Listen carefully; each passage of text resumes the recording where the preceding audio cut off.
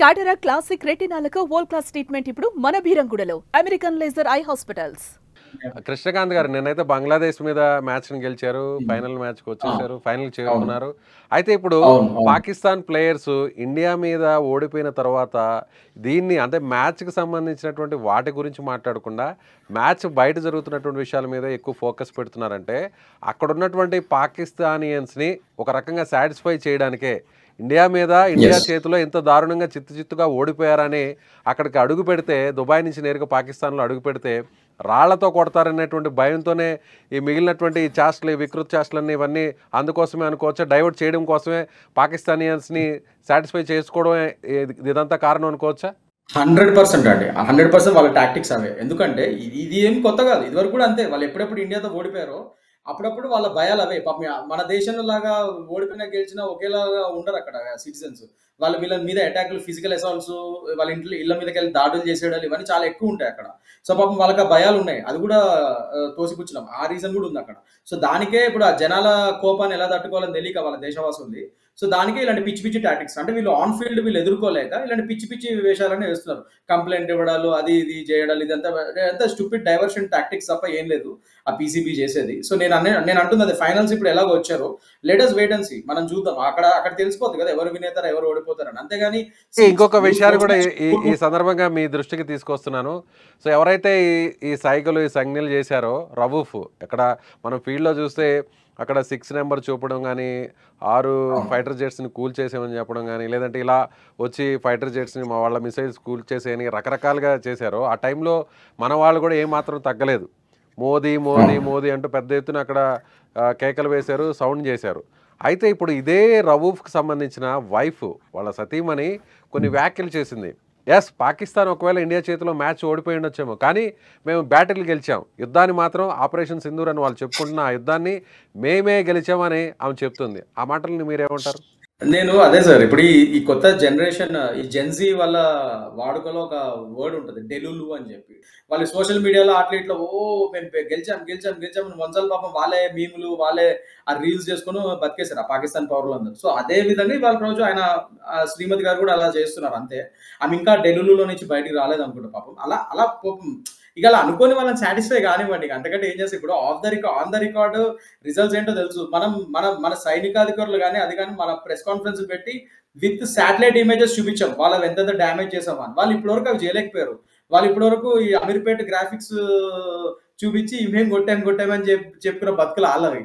So వాళ్ళకి అసలు at least ఆ ప్రెస్ కాన్ఫరెన్స్ గ్రాఫిక్స్ కూడా సక్రంగా లేదు, చాలా క్లారిటీగా అర్థమైపోతున్నాయి.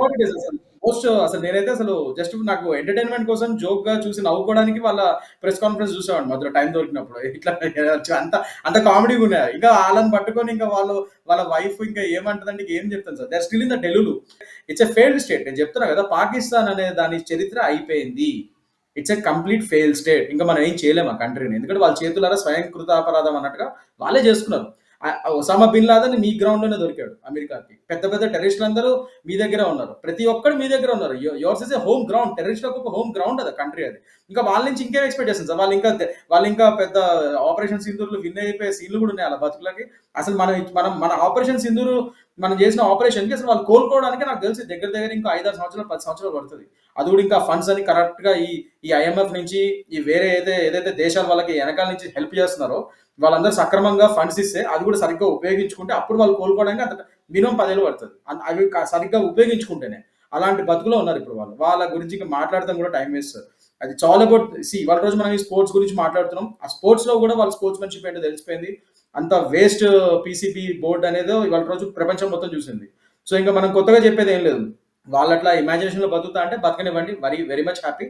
ఫైనల్స్ లో రేపు తెలిసిపోతుంది రాజోడో ఇదెవరో అని చెప్పి. So let us wait and watch. అలాగే కృష్ణకాంత్ గారు, గత కొన్ని సంవత్సరాలుగా మనం చూస్తున్నాం పత్రికల్లో కానీ ఎక్కడైనా కూడా మీడియాలో కూడా దాయాది దేశం ప్రత్యర్థి ఇండియా క్రికెట్ టీంకి ప్రత్యర్థి టీం పాకిస్తాన్, ఇలా రకరకాల మనం స్టేట్మెంట్స్ చూస్తుంటాం.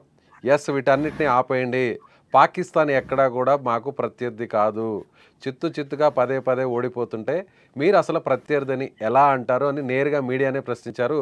So Suryakumar Yadav, Indian captain, ఏమంటారు?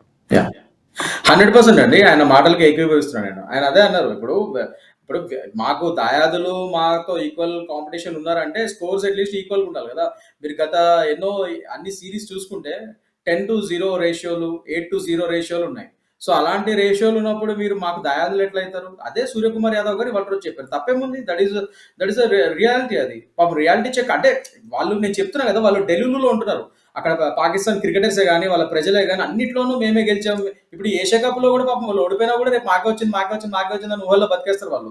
ఆ టైప్ లో ఉన్నారు వాళ్ళు పాపం, వాళ్ళని చూస్తుంటే.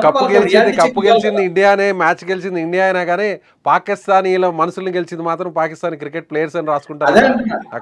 అవే రీల్స్ చేస్తారు చూడండి. ఇప్పుడు 100% నెక్స్ట్ అవే రీల్స్ వస్తాయి. అలా ఇన్స్టా ఓపెన్ చేస్తే మనం మొత్తం అవే రీల్స్ కనబడుతూ ఉంటాయి. మేము అది గెలిచాం ఇది గెలిచాం అని పిచ్చి రీల్స్ చేసుకుంటారు అంతే. ఆ కప్పుని ఏదో ఫోటో పెట్టుకుని అవి చేస్తూ ఉంటారు. అదే వాళ్ళు అట్లనే ఆ స్టేజ్కి వచ్చేసింది పాపం మా దేశం. ఏ ఫోటోస్ గ్రాఫిక్స్ వచ్చేస్తాయంటారా మళ్ళీ కూడా? 100%. అందుకే పాపం సూర్యకుమార్ యాదవ్ గారు రియాలిటీ చెక్ ఇచ్చారు. బాబు మీరు మాకు కాంపిటీషన్ కాదు, మేము ఎక్కడో ఉన్నాం, మీరు ఎక్కడో ఉన్నారో ఫస్ట్ అది తెలుసుకోండి అని చెప్పి నాకు రియాలిటీ చెక్ ఇచ్చాడు. కానీ అయినా కూడా వాళ్ళది అది అసలు వినే పరిస్థితిలో కూడా పాపం మా దేశం లేదు. మనం ఏం చేయలేము, వాళ్ళ పౌరులు కానీ ఆ దేశం కానీ. Anyways it's waste effort. అసలు నన్ను అడిగితే రాను అసలు పాకిస్తాన్ లాంటి కంట్రీని అసలు ఈ క్రికెట్ ఐసీసీ వాళ్ళు కూడా కొద్దిగా సీరియస్ గా పరిగణలోకి తీసుకొని బ్యాన్ చేయడం బెస్ట్ సార్ అసలు. ఎందుకంటే ఇట్లా కాంట్రవర్సీస్ క్రియేట్ చేసి ఇలా వేస్ట్ ప్లేయర్స్ తో ఒక నాసిరకం టాలెంట్ ప్లేయర్స్ అందరు పైకి వచ్చి ఇలాంటి పిచ్చి పిచ్చి వేషాలు వేస్తుంటాయి ఫీల్డ్ లో. వాళ్ళకి టాలెంట్ తక్కువ, పైనుంచి సుత్తు ఎక్కువగా ఉంది. ఇలాంటప్పుడు at the end of the day discipline కూడా ఇంపార్టెంట్ స్పోర్ట్స్ లో. జస్ట్ బికాస్ మీకు కాస్త క్రికెట్ వచ్చానంటే సరిపోదు కదా. You should have the field discipline. అసలు డిసిప్లిన్ లో ఎట్లుండాలి, అసలు వేరే టీమ్స్ ఎలా నడుచుకోవాలి అవన్నీ ఉండాలి. మీరు రెచ్చగొట్టే పనులు మీరు చేస్తూ పైనుంచి మా మీద కంప్లైంట్లు ఇస్తున్నారంటే అసలు ఫస్ట్ ఆల్ నన్ను అడిగితే బీసీసీ ఇప్పుడు నిజంగా అదే వాళ్ళ మీద యాక్షన్ తీసుకోబోతుంది. నన్ను అడిగితే ఫ్యూచర్ లో అసలు ఐసీసీ కూడా ఇట్లానే వీళ్ళ ధోరణి నడుస్తే పీసీబీది పాకిస్తాన్ క్రికెట్ బోర్డు అసలు వాళ్ళని కంప్లీట్ గా బ్యాన్ చేసేసారు అసలు. అప్పుడు కానీ ఈ చెత్త వదిలిపోదు, వాళ్ళకి కూడా బుద్ధి వస్తుంది. అసలు ఫైనల్ గా కంక్లూడ్ చేద్దాం కృష్ణకాంత్ గారు. రేపు జరగబోతున్నటువంటి ఫైనల్ మ్యాచ్లో పాకిస్తాన్ ఎంత శాతం వరకు ఇండియాకి పోటీ ఇచ్చే అవకాశం ఉందని మీరు అనుకుంటున్నారు? అంటే ఇప్పుడున్న ప్రెషర్ కి వాళ్ళ పాపం కష్టపడి ఎంతో కొంత అంటే వాళ్ళు ఒకవేళ బ్యాటింగ్ ఫస్ట్ తీసుకుంటే ఎక్కువ స్కోర్ కొడతానికి ట్రై చేస్తారు. బట్ ఒకవేళ లేదు, ఒకవేళ ఓడిపోతే వాళ్ళు ఫస్ట్ బౌలింగ్ చేసి దాని తర్వాత వాళ్ళు చేసింగ్ చేస్తే మాత్రం ఆ ప్రెషర్ లో ఖచ్చితంగా వాళ్ళు ఓడిపోయే ఛాన్సెస్ ఎక్కువ ఉంటాయి నన్ను అడిగితే. ఎందుకంటే ఇప్పుడున్న ప్రెషర్ కి అయితే వాళ్ళు ఖచ్చితంగా ఓడిపోతారు. ఎందుకంటే వాళ్ళు అంటారు కదా ఫోబియా అని. ఎంత పర్సెంటేజ్ పోటీ ఇవ్వచ్చు? నాకు తెలిసి పెద్ద పర్సెంటేజ్ పోటీ ఏమి ఉండదు సార్. ఎందుకంటే ఎప్పుడైతే మీరు ఇట్లాంటి పిచ్చి పిచ్చి టాక్టిక్స్ చేస్తున్నారు, సైడ్ టాక్టిక్స్, అసలైన గేమ్ ఆడకుండా అండ్ పైనుంచి ఇండియా భయపడుతుంది, మీకు ఫోబియా ఉంది అని పిచ్చి ప్రగల్భాలు పలుకుతున్నారో అక్కడ మీకు భయం ఉందని చెప్పి. సో అలాంటప్పుడు మీరు ప్రెషర్ లో ఉన్నప్పుడు ఇంకేం ఆడగలుగుతారు మీరు? సో పర్సెంటేజ్ వాళ్ళు ఓడిపోయే ఛాన్సెస్ చాలా ఎక్కువ ఉన్నాయి. అండ్ వాళ్ళు పెద్ద కాంపిటీషన్ కూడా ఇచ్చే పరిస్థితిలో లేరు. నాకు తెలిసి హార్డ్ లో 20-30% కంప్లీట్ అవుతారేమో. దాని తర్వాత వన్ సైడ్ అయిపోతుంది వారు, మనం కప్పు తీసుకుని ఇంటికి వెళ్ళిపోతాం.